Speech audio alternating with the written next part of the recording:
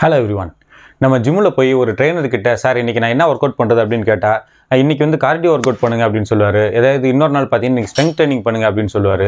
Mobility work அவுட்ஸை மறந்துடாதீங்க அப்படின்னு சொல்லுவார். ஸ்ட்ரென்த்து, கார்டியோ, மொபிலிட்டி இது என்னென்ன different type of workouts, இந்த ஒர்க் அவுட்ஸ்க்கான பேசிக் டிஃப்ரென்சஸ் என்னென்ன, எந்த ஒர்க் அவுட் யாருக்கு சூட் ஆகும், நம்ம ஒரு ஒர்க் அவுட் பண்ணணும்னு ஸ்டார்ட் பண்ணோன்னா நம்ம இதில் எந்த மாதிரி ஒர்க் அவுட்டை சூஸ் பண்ணணும் அப்படிங்கிற டவுட் நம்மள நிறைய பேருக்கு இருக்கும். அதுக்கான முழு கிளாரிட்டியும் இந்த வீடியோவில் நம்ம டீட்டெயிலாக பார்த்துடலாம். வாங்க வீடியோக்குள்ளே போகலாம்.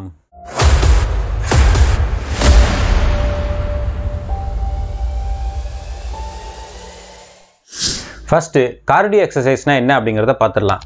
கார்டியோவஸ்குலர் ஹெல்த் அப்படிங்கிறதோட ஷார்ட் ஃபார்ம் தான் கார்டியோ. அதாவது நம்மளுடைய ஹார்ட்டையும் நம்மளுடைய லங்ஸையும் ஆரோக்கியமாக வச்சுக்கிறதுக்கு இந்த கார்டியோவஸ்குலர் எக்ஸசைஸ் ரொம்ப ஹெல்ப்ஃபுல்லாக இருக்குது.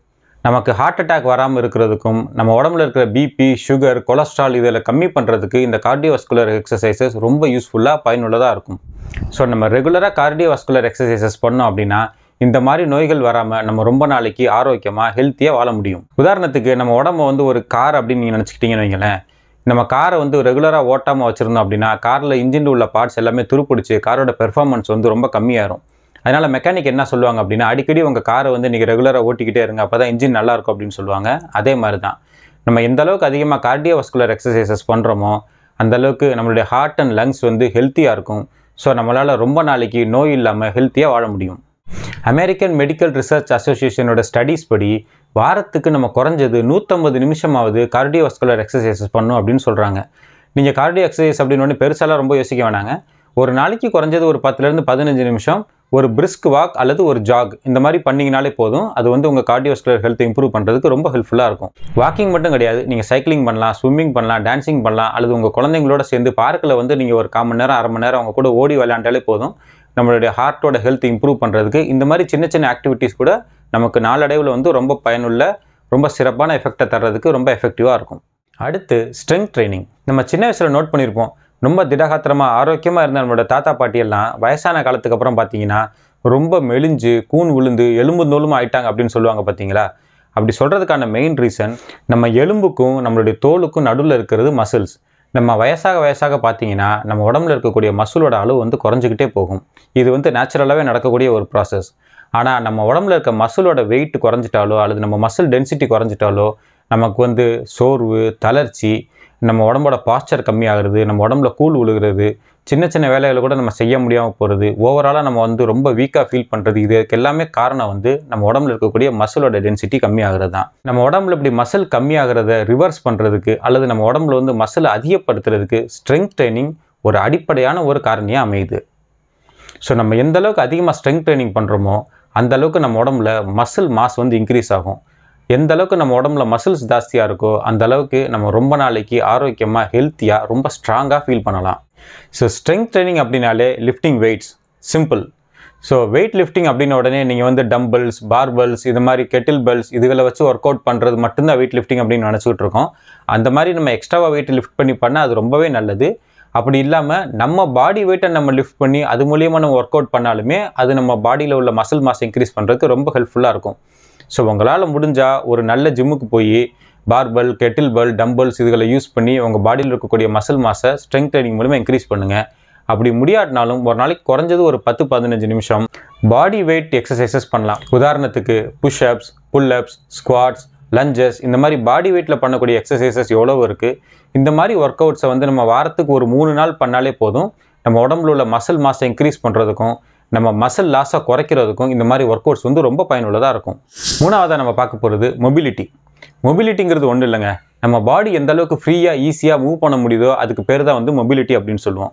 இப்போ நம்மளே நிறைய இடத்துல நோட் பண்ணியிருக்கலாம், சில பேர் பார்த்தீங்கன்னா டக்குன்னு எந்திரிப்பாங்க, டக்குன்னு உட்காருவாங்க, வேலைகள் எல்லாத்தையும் சுறுசுறுப்பாக செய்வாங்க. அவங்க பாடி மூவ்மெண்ட்ஸ் ரொம்ப ஃப்ளெக்சிபிளாக, ரொம்ப ஈஸியாக இருக்கும். ஆனால் இதே சில பேர் பார்த்தீங்க அப்படின்னா, இருப்பா இப்போ தான் உட்காந்தோடனே எல்லோரும் எந்திரிக்க முடியாது, எந்திரிச்சா என்னால் உட்கார முடியாது, உடம்பு திருப்புறதுக்கு, குனிஞ்சு நிமிர இந்த மாதிரி வேலைகள் பண்ணுறதுக்கே கஷ்டமாக இருக்குது அப்படின்னு சொல்கிறத கூட நம்ம கேள்விப்பட்டிருப்போம்.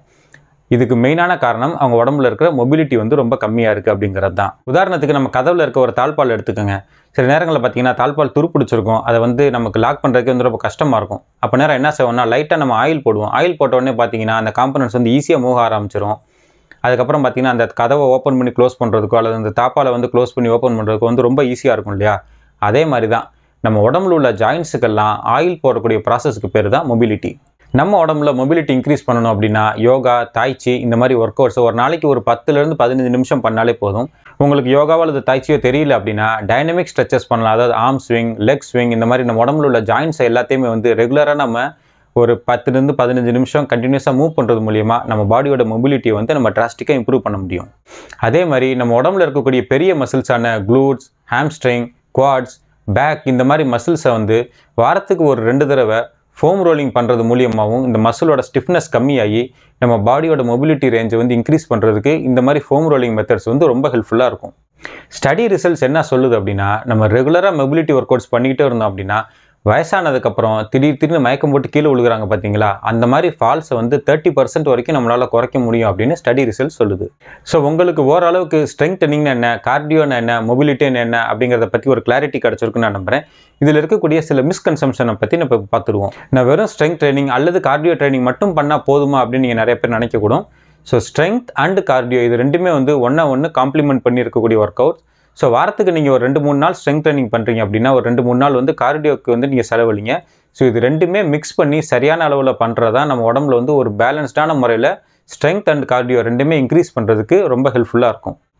அடுத்து வயசானவங்க வெயிட் தூக்கக்கூடாது அப்படிங்கிற மாதிரி ஒரு மிஸ்கன்செப்ஷன் நம்ம நிறைய பேருக்கு இருக்குது.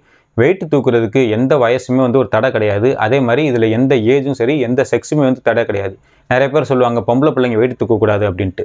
கரெக்டான அளவு வெயிட்டை கரெக்டான பாஸ்டரில் தூக்குறது அப்படிங்கிறது தான் வந்து இங்கே கீ. நம்ம வெயிட் தூக்கும்போது நமக்கு வந்து தசை பிடிப்போ அல்லது வந்து வலிகளோ வர்றதுக்கு காரணம் என்ன அப்படின்னா நம்ம கரெக்டான பாஸ்டரில் அந்த வெயிட்டை தூக்காமல் இருக்கிறது தான்.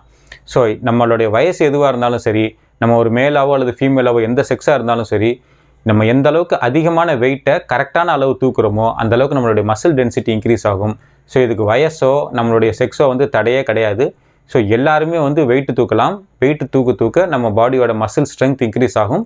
அது மூலியமாக நம்மளுடைய overall strength and overall agility எல்லாமே வந்து இம்ப்ரூவ் ஆகும். ஸோ ஓவராலாக பார்த்தோம் அப்படின்னா நம்ம கார்டியோ ஒர்க் அவுட்ஸ் பண்ணுறது மூலிமா நம்ம ரொம்ப நாளைக்கு வாழ முடியும். அதுவே ஸ்ட்ரென்த் ட்ரைனிங் பண்ணுறது மூலிமா ரொம்ப ஆரோக்கியமாக வாழ முடியும்.